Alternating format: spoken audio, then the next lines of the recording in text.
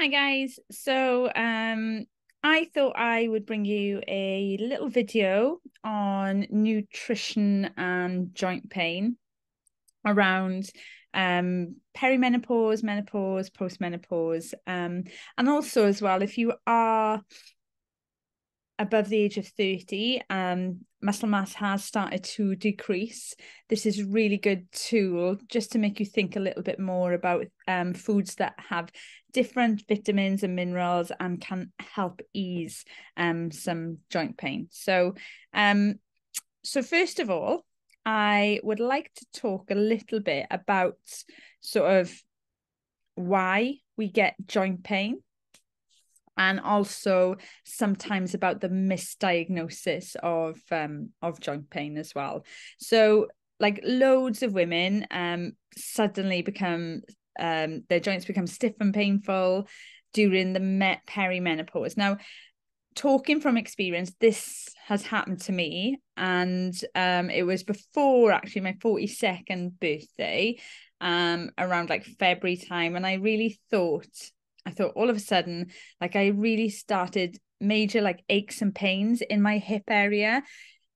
First off, I put it down to the amount of classes that I teach per week. So at the time, I think I was teaching sort of between 15 and 18 classes a week. And it's quite demanding on the body. So I just put it down to that. So what I did is during the classes that are quite really full on for me to teach, like my aqua aerobics is quite full on. Zumba, I have to do the full class, and strong nation, I have to do the full class. So what I tended to do is especially in like aqua aerobics, I set everyone off on the movement that they had to do, and then I'd ease off myself, and then they would carry on going. And then when I changed the movement, I then changed the movement, and again then eased off when I need to. So I kind of tweaked my teaching style to give my body a little bit of rest, because that's what I thought it was essentially. But then after 10 to 12 weeks, I thought, gosh, this is almost 3 months now, and it's still quite significant. It was really, and even to the point that I was noticing it when I was sleeping. So at that time, I actually started on my MenoFit courses, and just the amount of information. I mean, I'm still learning every single day, but the amount of information for me that I took on board, I was like, gosh, I wonder then if the joint pain is associated with perimenopause stage, because I know for me, with my time of the month, I was like clockwork, absolutely like clockwork, every 28 days. But then things are becoming more irregular. So I know my estrogen levels are dipping. So what I've noticed is that the loss of estrogen really is they protect the joints. The estrogen normally protects the joints. But the loss of estrogen can really, really affect joints. And it can then also affect like the ability to exercise, which actually, if you have to stop exercising because your joint pain is so bad, then that leads to more muscle loss, and also increase like your weight, because you're not exercising, you're feeling a bit like protective of your joints, but in the end it actually puts on more pressure on the joints. So estrogen essentially protects the joints and reduces inflammation. So when estrogen levels drop, inflammation around the joints can increase. So the risk of osteoporosis and osteoarthritis is dominant in women anyway, but it can go up and make it more painful. And it's like the freedom of movement. So even everyday things, like walking to the shops, or, so you get quite, I was quite stressed out with it. It made me feel a bit flat because I wasn't able to do what I'm normally able to do. So yeah, just, so a lot of people, when they first have joint pain, and if you are sort of 40s, 50s, or 50s plus, and then and you're noticing that the joint pain has increased, have often gone to the doctors, and they get diagnosed straight away with sort of osteoporosis or arthritis, and sometimes, not all the time, sometimes it can be a misdiagnosis, especially if it's a woman and the whole stage of perimenopause and menopause hasn't been considered as a contributing factor. So it's really, really important to kind of have this information and have the knowledge that actually, do I think it could be, associated with menopause? So there's certain things that I would say as a nutritionist that can help within your diet before you get to crisis point. If you've tried all these things, and you can go to the doctor and get supplements. I will never say to you, go and try these supplements. I can obviously tell you what supplements I take and what has helped me, but I would never say, take this, take this, take this. You can speak to your own GP about that. And even then, if it's at crisis point and it's, really, really far down the line for you with joint pain, and you've got loads of other common sort of factors around menopause, like hot flashes, night sweats, you're not sleeping, all the common symptoms, then also, if you are considering HRT, then go and have a chat with your doctor. It's important that you find the right thing for you. But what I'm going to talk about is nutrition and joint pain. So anti-inflammatory foods in your diet. What I will talk about first actually is things that can contribute. So think about considering reducing the intake of these if they are quite significant in your current diet. So added sugar. So it's basic nutrition. So sugars, so when we eat processed sugars, essentially, it triggers the release of what we call like anti-inflammatory or inflammatory messengers, sorry. So always check the food labels. I always say try and stay away from processed foods and anything that has lots of ingredients listed. They are warning signs that there's a lot of things in here that, that it's a list of sources for added sugars. And aim for, if your daily calories is like 1,800, aim for no more than like 10% of your daily calories from added sugars, so and also watch the hidden sources of added sugars, so included like flavored coffees. So I hold my hands up here. I do like a hazelnut latte or a pumpkin latte, and in Christmas time I like eggnog latte, but I won't sit there and have 10 in a day, so other things that you may think are quite healthy, snacks on the go, like granola bars, they have quite a lot of added sugars. Instant oatmeals and breakfast cereals. Breakfast cereals, I think, are the work of the devil. But I have them in my house. My kids have them because, like, for one of my kids, it's the only thing he really eats at the moment. But if I can provide good habits myself, hopefully they'll learn as they get older.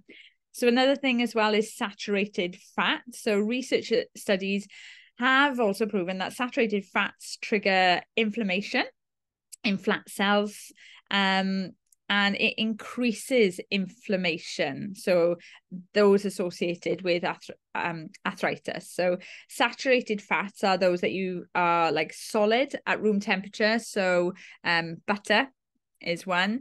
Also, like saturated fats you'll find in red meat. So and that's not like cutting it out if you are a meat eater. It just means really thinking about the amount of red meat that you do eat. Pizza, desserts, cheese, and full fat dairy products. And like I always try and tell people, it's a balance. If you want nothing to be off the plate, then nothing has to be off the plate. But it's about really being considerate about what you put into your body. Another one to really think about reducing is your refined carbohydrates. So not only has most of the fiber been removed from this kind of food, but refined carbohydrates provide little in the way of nutrition, essentially. So like the higher levels of inflammatory markers in the blood, remember that inflammation in the body also increases the risk of other chronic diseases, such as like heart disease, diabetes, and inflammatory bowel disease.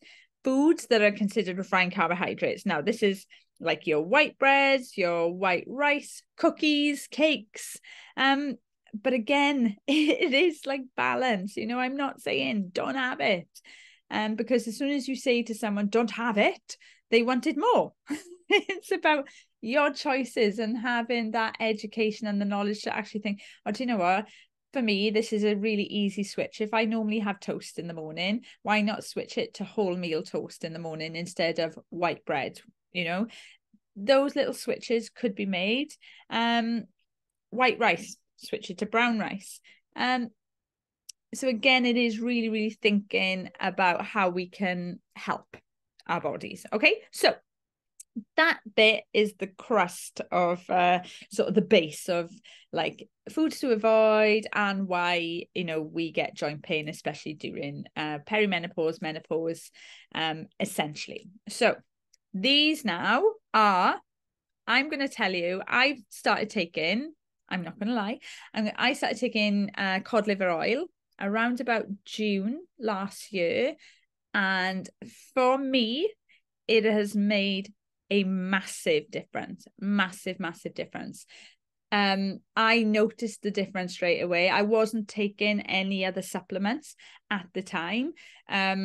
So and if you are, advised by your doctor or GP to try different supplements, I would never say try like 2 or 3 supplements all at once, because you have to kind of figure out if something is working for you or if it's not working for you. So let's talk about that omega-3 that is essentially in the cod liver oil that I take, and what sources of food you can actually get it from. So your healthy fat it's essentially healthy fats. So it's found around foods such as like fish, nuts, like I said, dietary supplements, like for me. So I do take a cod liver oil. I'm not telling you to take it, but it did make a difference for me. Okay. It reduces inflammation and stiffness. And also, people, studies have been shown, I got to be careful how I say it, see, who ate omega-3 rich foods or took a fish supplement oil had the reduction in joint pain. There has been studies to show and to sort of prove its effects in many ways.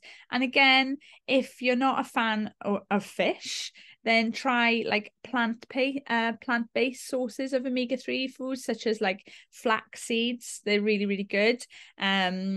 You can also sort of cook with olive oil. That's good. Walnuts, nuts, essentially. But flax seeds are a really, really good one. They're like a source of fiber, but they can be, like if you have porridge in the morning, you can add like a little handful of flax seeds to your porridge, so it's just an add in. Okay, so that's your omega-3 fatty acids. Right, let me talk now about vitamin D. So the sunshine vitamin, which in the great British weather, we don't get a lot of. I am talking to you, we're in October currently, and it's a beautiful sunny day. So I'm just taking as much vitamin D in as I possibly can. So vitamin D is important for bone and muscle function. And research studies have linked low blood levels of vitamin D with increased risk of osteoarthritis and rheumatoid arthritis. So sources include sunlight, egg yolk, salmon, cod. I'm on to the fish again. Cod liver oil, fortified foods such as milk, orange juice, and also as well, really think about in this country, you could take a vitamin D supplement, because we don't get a lot of sunshine all year round. It's not like, living in Spain where they get a lot of sunshine all year round. So their vitamin D intake is going to be quite good. So I would, in this case, have a look at supplements, talk to your GP about a vitamin D supplement, or even talk to people that have possibly taken a vitamin D supplement and what's worked for them. But like we always say with supplements, what works for one person might not work for another. But vitamin D is another source of how to help joint pain. Turmeric is number 3. So what have I done? Cod liver oil of omega-3s. I've done vitamin D, turmeric. Now this spice contains a chemical called curcumin, I think it is. Now I learned this because we had a dietitian. I was speaking to a dietitian. Now dietitians, I'm a nutritionist, but I don't have the tools that a dietitian is their bag. They know so much more than a nutritionist. Nutritionists can advise you on different foods and what contains what and lead you into like healthy choices. But a dietitian is the person who can clinically give you a diet plan. They're the only ones that are authorized and insured to write you a diet plan if you need it. Okay, so that's just a little nugget for you. So curcumin, that can reduce like joint pain and swelling by blocking like the anti-inflammatory enzymes. So turmeric can be added, like to food. So if you're doing a batch cook, like a chili, curry, stick in like a teaspoon of turmeric, but as and when you can. I even add turmeric to my rice. So I cook brown rice, but turmeric turns the rice yellow. So so I just add a teaspoon of turmeric to the water and it'll turn the rice yellow. So that's a little nugget. I can't even remember who told me that one. I think it was my stepdad. Might be. I'm not sure. Anyway, so another one is ginger root extract. So ginger extract is the dried or the fresh root of ginger. So it's not actually the spice that's already pre-done in the glass jars. It's not that. It is the actual fresh ginger. So it said to decrease joint pain, reduces inflammation in people with osteoarthritis and rheumatoid arthritis again. And ginger has also been shown to have anti-inflammatory properties similar to ibuprofen. Did you know that? Bet you did not. And then I'm going to bang on about this because this is something that crosses over many other different vitamins and minerals, like your fiber intake, you increase in here. So fruits, vegetables and whole grains. So fruits, veggies, whole grains as part of a healthy diet fight inflammation naturally and can also control your weight. This is where most people come to me. I need help with this. And a lot of the time, let's take it back to basics. Let's look at the way we dress our plate. Can we bulk up our fruit and our veggies a little bit more, really add the amount that we are actually eating or increase the amount that we're eating? So maintaining a healthy weight relieves stress on the joints. Excess body fat also creates and releases chemicals which promote inflammation in the body. So, so this is why it's really important to have that healthy, balanced diet. So studies have also shown that for every pound of weight you lose, you reduce the load on your knee joint by 4 pounds. Did you know that? So I'll say it again. So for every pound of weight you lose, you reduce the load on your knee joint by 4 pounds. Now, this is a little bit different to when I was saying don't become obsessed with the scales. And I do really, really mean that. I really, really mean that. Because when you get to a point where, you've had a weight loss, but then it starts to plateau and perhaps that muscle is replacing fat, muscle does take up less weight, but muscle also makes you stronger, so which makes your bones healthier. So there will be a point where it starts to level off, and it might be before you think, oh, I want to get to this weight though.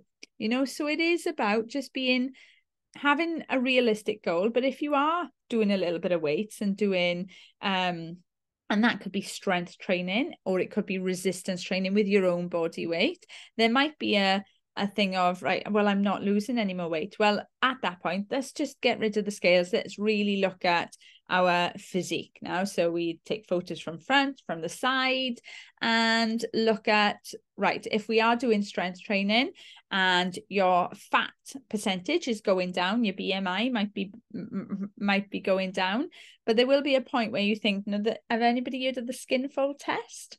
So that might be still going down and down and down, but your weight might not be shifting, but it's because your fat, or where your fat was, is being replaced by muscle. Okay, so just be aware. I spoke about this a couple of days ago with those that are on the online club. Fat, I haven't even got a visual. I wonder if I can share a page, actually. Let me see if I can share a page. Give me 2 seconds, guys, because I am 5 pounds of fat.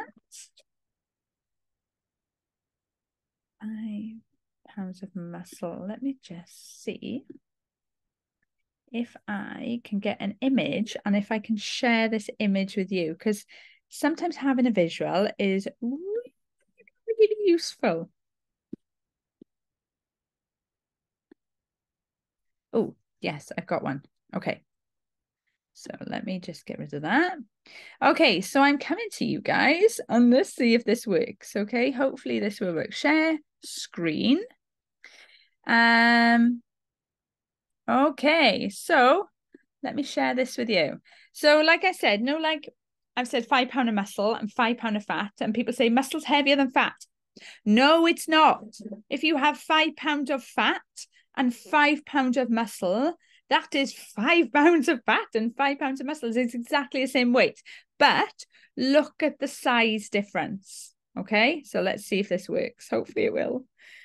So hopefully you now can see what is, so see that big yellow thing? That is 5 pound of fat, and that thing underneath here, that is 5 pound of muscle. Now, do you see the size difference? They are the same weight, but look how much space 5 pound of fat takes up compared to 5 pound of muscle. So that's why it is really important. So to look at your clothes sizes, or maybe do your body measurements, you know, because for me, that's a really, really good tool that, you know, if your muscle mass is increasing or your strength training, but then your weight might not be going down, it's just that your body shape might be changing. All right, you're at that point where it is changing a little bit more, and you get to, as long as you are still, you know, feeling good, feeling healthy, feeling like you're doing everything right, it might be that you are right. Let's really have a look now at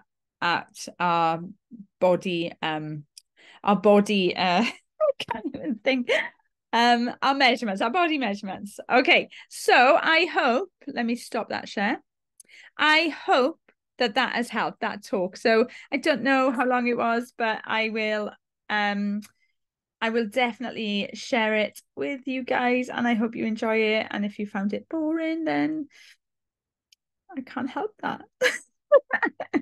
Just switch me off, I don't mind. Anyway, sending love as always. Stay tuned for more videos, and if you know anyone that is struggling through menopause and you think that I might be able to help them with fitness, with nutrition advice, then please share my page, share my socials, or just send them my way, send them my number. Okay, so I'd love to help as many people as I possibly can. Take care, over and out.